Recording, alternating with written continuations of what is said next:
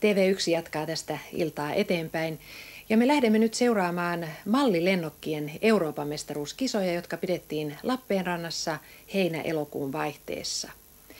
Radiolla ohjattavat mallilennokit on laji, joka ei ole kovin tuttu suurelle yleisölle, mutta siitä huolimatta harrastajia löytyy ympäri maailmaa. Lappeenrannassakin oli hyvin kansainvälinen tunnelma.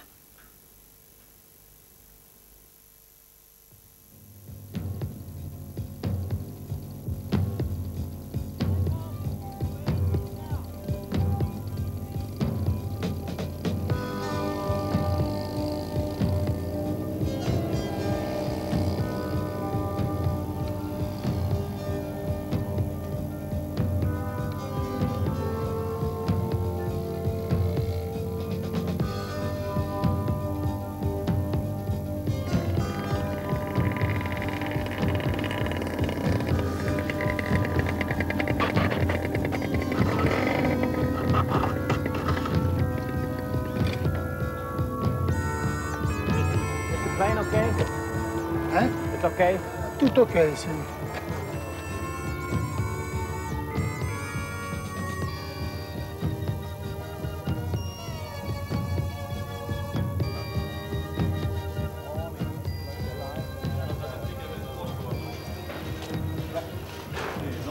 Lentävien pienoismallien Euroopan mestaruuskilpailujen yhden kilpailupäivän aamu. Radiot kerätään, koneet valmistellaan kentälle kilpailua varten.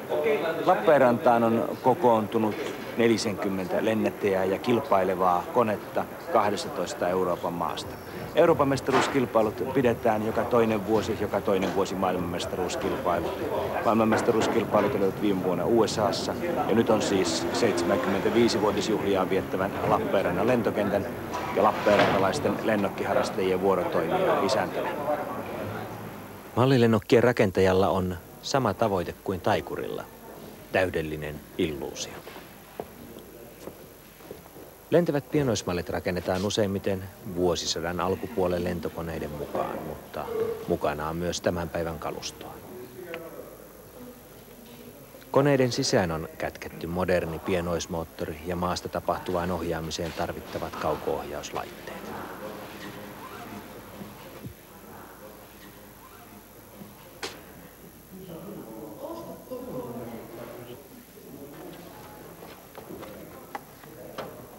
Kilpailuun kuuluu lentotehtävä sekä pienoismallin arvostelu. Jo koneen luovuttaminen tuomareiden käsiin saa hien otsalle. It's an unknown quantity. When you're flying, you can do things yourself to improve the matters. When you're static judging, you just hand the model over and it's out of your hands. So it's always a nervous situation, even though you've done it hundreds of times before, because you have no control over the situation. Favorable judges. Favorable judges and light winds. Itse rakennettujen koneiden yksityiskohdat ovat huikean tarkkoja. Vain kameran suurennos paljastaa tämän hiuksen tarkan tekstin koneen mittaristossa.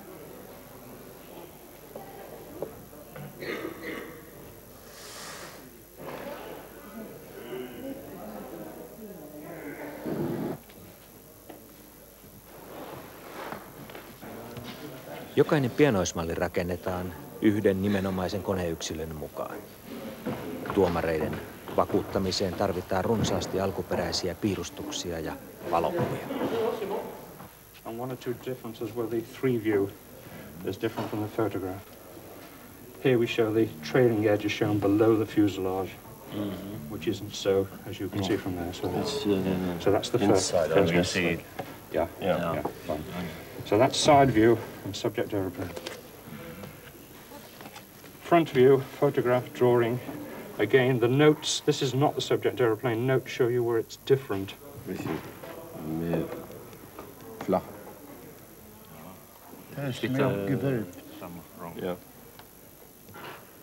No, tietenkin ensin pitää esittää dokumentit, eli kolmitahopiirustukset siitä lentokoneesta. Mielellään lentokonetehtaan alkuperäispiirustukset tai jotain vastaavaa. Ja täydentäen, täsmentäen sitä muutamilla valokuvilla, josta voi todeta, että tosiaan piirustusvalot on paikkaansa. Sitten tässä on vielä niin värityksessä, kun sitten täällä on jotain muun muassa koneen alapuolella käytön jälkiä. Eli siellä on jotain likaisia kohtia, öljyisiä kohtia, kuluneita kohtia.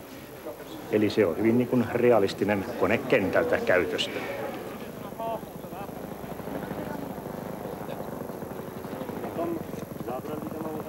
Englantilaisella Pete McDermottilla on hallitsevan maailmanmestarin ennakkopaineet.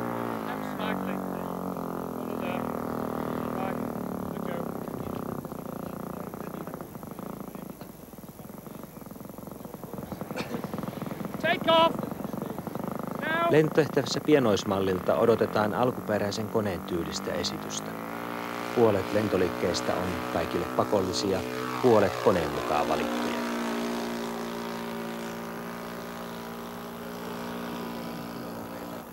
Low-level bombing attack. Now.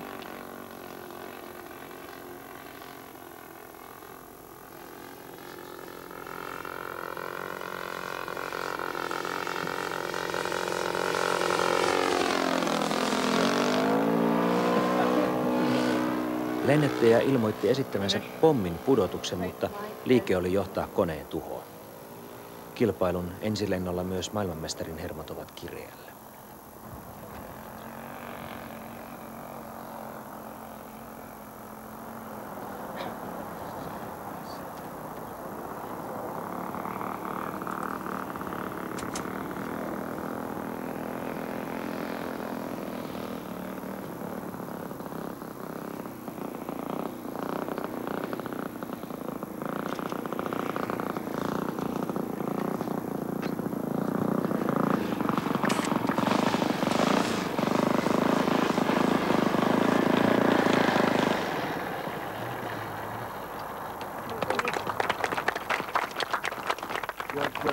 After the flight. Rubbish. No, it started well in the first half, and then silly mistake, just lack of concentration on my behalf. When I came to the bomb drop, I found my button wasn't on the bomb release. Then I had to search around for it, and in searching for it, I knocked all the trims out of control. And I never got the model properly under control again after that, as I ended up having to look down at my transmitter to see where the right switch was, which is absolutely unforgivable after all these years. If you look at the right-hand control column is the control column as in an aeroplane. You press it forward, the aeroplane dives. You pull it backwards, and it will climb. That left and right moves the ailerons there and there, and that moves the rudder. And the bomb drop switch that I missed was that one. I had my finger on that one instead by mistake. And that is the throttle. That controls the engine going that way. So you have all the controls of the full-size aeroplane there, plus lots of auxiliary controls.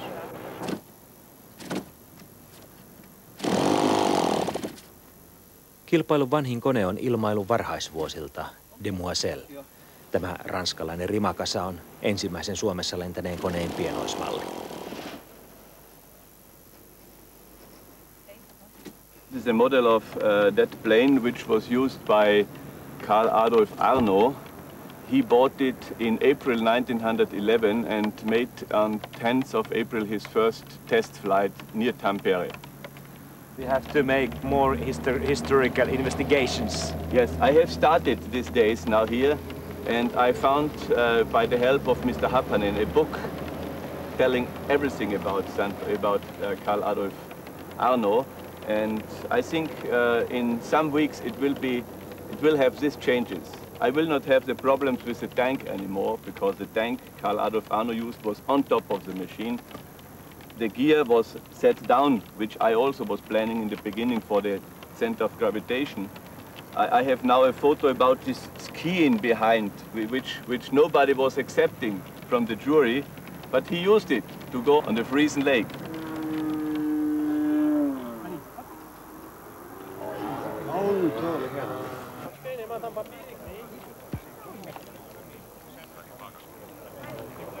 Seuraavana vuorossa Grand Scale-sarjan ranskalainen osanottaja Marc Levy, joka lentää Sirius TR-325 koneella.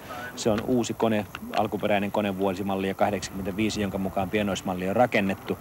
Mittakaavassa 1:3, pienoismallin kärkiväli 260 senttiä ja alkuperäisen koneen kärkiväli siis 7 metriä 80 senttiä. Kyseessä on täysiverinen taitolentokone ja Sitä kertoo myös tuo Mark Levin valitsema ohjelma noiden pakollisten liikkeiden jälkeen. Pakollisessa ensiksi nousu vaakalento, 8 laskeva ympyrä ja sen jälkeen sitten vapaavalintaisiin ja ne ovat... No tässä ensimmäinen kiinnittää huomiota, se on 4 pisteen vaakakierre, mikä on aika vaativa liike. Eli siinä tämä lentokone tai lennokki ensin vaakalennosta kääntää niin, että siivet on pystyasennossa, jää vähäksi aikaa siihen, kääntää selälleen ja vähäksi aikaa taas pystyyn ja sitten taas vaakalento. No niin kuin nyt näette kuvasta, niin malli on tyypillinen taitolentokone, eli nätti runko, kiinteät laskutelineet ja suora siipi. Lentäjä ilmoitti, että nousu alkaa ja kierrokset nousevat, kone rullaa, kerää nopeutta tasaisesti.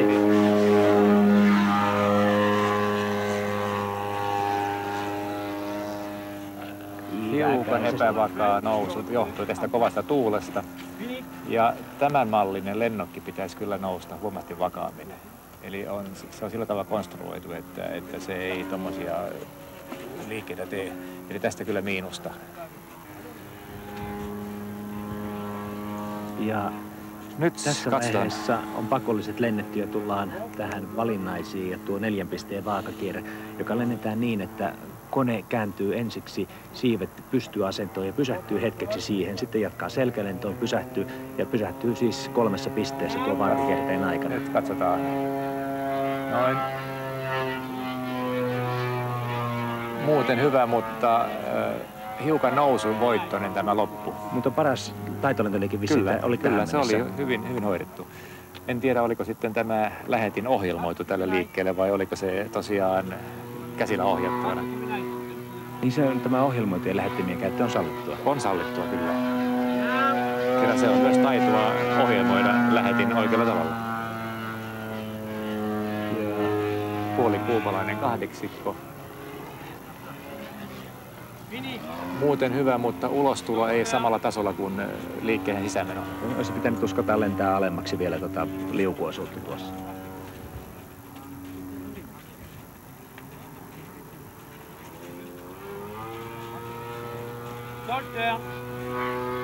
Nyt seuraa pystykäännös vastatuuleen. Kone nousee suoraan pystyosuuteen. Ja siellä tuolla ylhäällä vedetään moottorista tehot pois, annetaan sivuperäisintä ja koneen pitäisi heilahtaa siiven kärjen ympäri. Mainio suoritus. Ja paluu samalle korkeudelle. Onnistui hyvin. 7-8 pistettä. Kun tässä arvioit näitä ja annat näistä liikkeistä pisteitä tuolla 4, 5, 6, 7, 8 pisteen tietämässä, niin täytyy oikeastaan muistaa, että tässä ei ole kyseessä eri taitolentoon erikoistuneet pilotit, vaan todellakin pienoismallien mallikoneiden rakentajat. Kyllä, eli tässä nämä taitolentoliikkeet arvostellaan sen mukaan, kun tämä oikea alkuperäinen lentokone on tehnyt.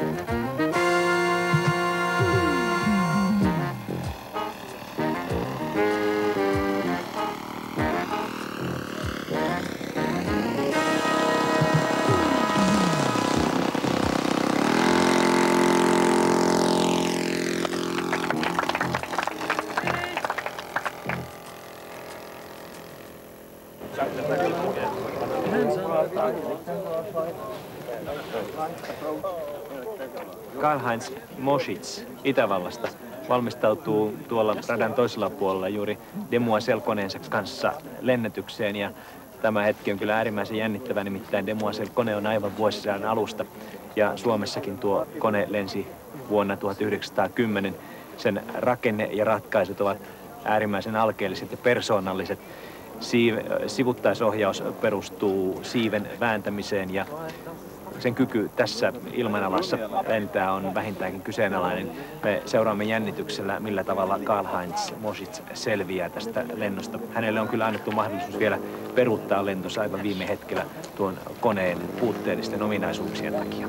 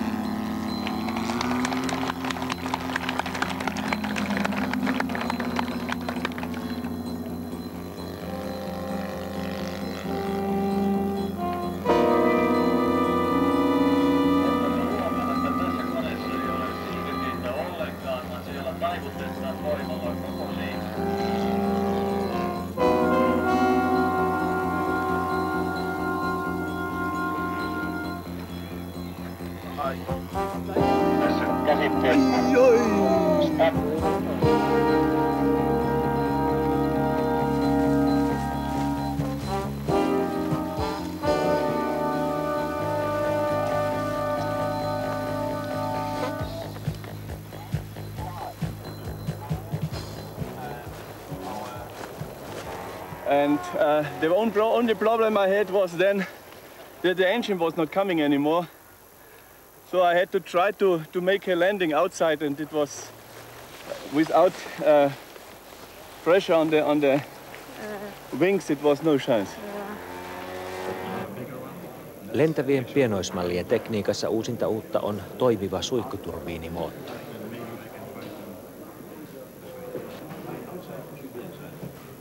This is a little jet engine which I'm building about one and a half a year. I'm designing it for 2 years, and about 1.5 or 2 months this one will be ready and have its first run.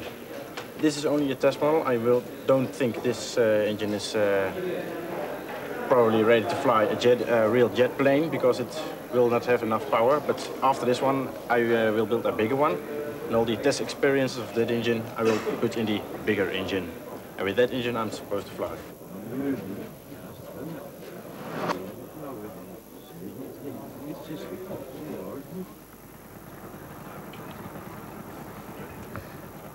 Lentävien pienoismallien F4C-luokan suomalainen osanottaja Jukka Pikkusaari, Suomen mestari vuosilta 88-92, ilmoitti juuri lähdön take-off Martinside F4 Buzzard koneellaan. Se on Jukan alusta asti itsensä suunnittelema ja tietysti myös rakentava. Sen kärkiväli on 2 metriä 8 senttiä, kookas 2-taso. Tuulisessa säässä jonkun verran vaappuen, kohtuullisesti säilyttäen kuitenkin tuon nousukulmansa ja teki kaarroksen, joka päätti nousuosuuden. Tuomarit arvostelevat kaikki lentoliikkeet, joita on ensiksi 4 pakollista, sitten 5 valinnaista ja lopuksi tuo pakollinen lasku, joka myös arvostellaan. Seuraavana Jukan omat valinnat, ja niistä ensimmäinen on sitten 1 silmukka. 2-tasolle tyypillisesti pienellä syöksytyksellä kerätään vauhtia. Kone oikaistaan vaakalentoon ja siitä lähtee silmukka ylös. Aurinko on pahasti lennättäjä ja koneen linjalla. Arviointi oli vaikea, mutta niin kuin yleisön aplodeista kuului, tuo silmukka onnistui melko hyvin. Nyt soisi, että pilvi peittäisi auringon, se helpottaisi lennättäjän työskentelyä olennaisesti, koska pienikin huomion herpaantuminen saattaa rikkoa suorituksen. Ja seuraavana on vuorossa pystykäännös vasemmalle. Tässä kone käännetään pystynousuun ja vauhdin hiljetessä moottorin tehot vedetään alas ja kone kääntyy siiven kärjen ympäri ja tulee samaa polkua alas ja oikaisee samalla korkeudella, mistä tuo liike lähti.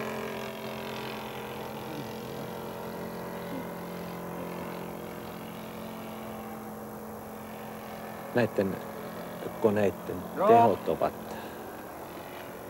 melko pienet. Niitä ei ajeta valtavan tehokkailla moottoreilla, koska se ei olisi alkuperäisen mallin mukaista. Tässä lentosuorituksessa ei ole tarkoituksena esittää jokaisella koneella mahdollisimman hienoja taitolentoliikkeitä, vaan sellaisia liikkeitä, jotka ovat tuolle koneelle tyypillisiä, sen alkuperäiselle mallille tyypillisiä.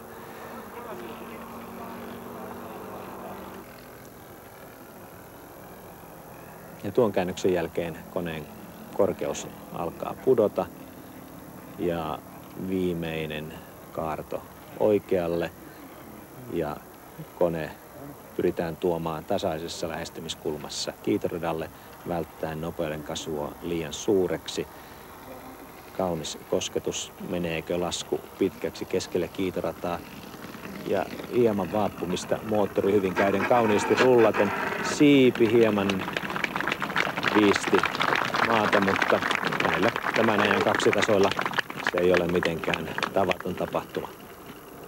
Itse olet pärjännyt kohtalaisen hyvin näissä lentotehtävissä ja staattisessa arvioinnissa et saanut aivan huippupisteitä, mutta lentämällä olet parantanut sijoitusta. Joo, kyllä. Ensimmäisellä kierroksella parhaat lentopisteet, se on ihan hyvin onnistuttu. Täällä sää on ollut jonkun verran epävakaa ja tuuli on paiskonut koneita, mutta sanoit eilenkin, että se on sitten lentäjästä kiinni, että pitää vaan osata. Niin, no sekin auttaa, mutta mulla oli nyt kerrankin niin päin, että oli hyvät hetket lennättää niin eilen kuin tänään, että ei ollut mitään tuulta eikä valtavia puuskia.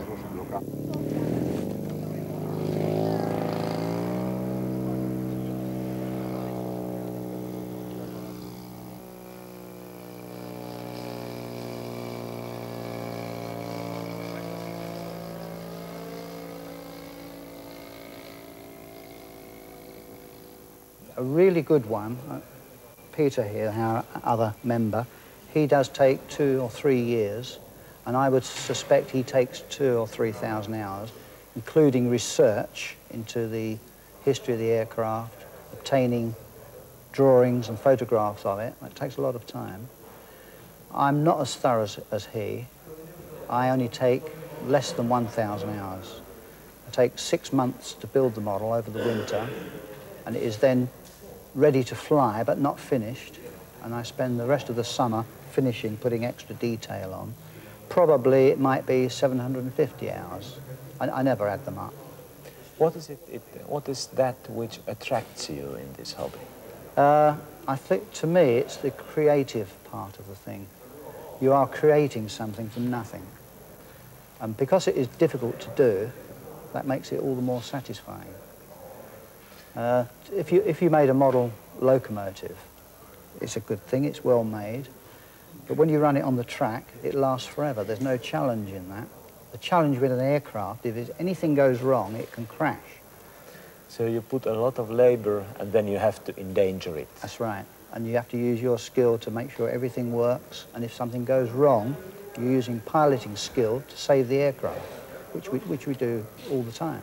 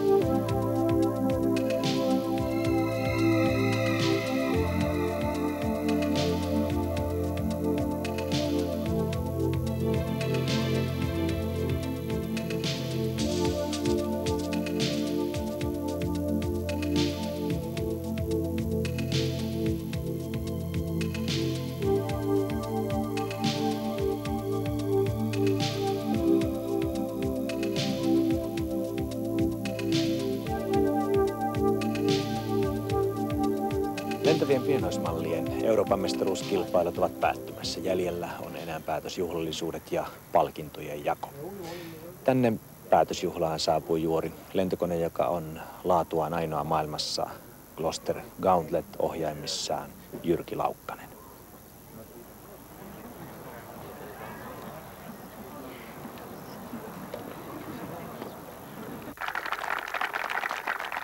Kilpailu tsekkien ja englantilaisten välillä oli tiukka, mutta korkeammalle palkintopallille nousi edelleenkin F4C-luokan hallitseva maailmanmestari Pete McDermott. Pete on ilmailun parissa myös työssään lennonjohtajana.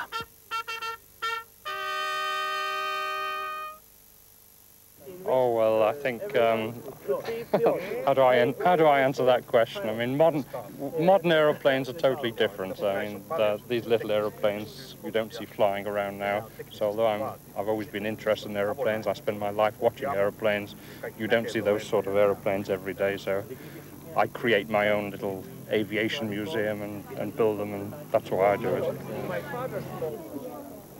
Joukkuekilpailussa tsekit ottivat lajin valtikan englantilaisilta. Kilpailun parhaaksi pienoismalliksi arvosteltu kone on tsekkiläisen Pavel Fenselin Verstaasta, Knoller C2.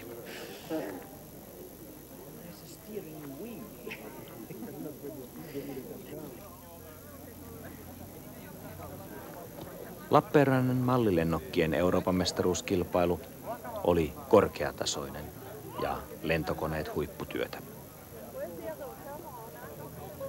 Parantamisen varaa tulevaisuudessa onkin ehkä vain lentämisessä, täydellisen illuusion luomiseksi.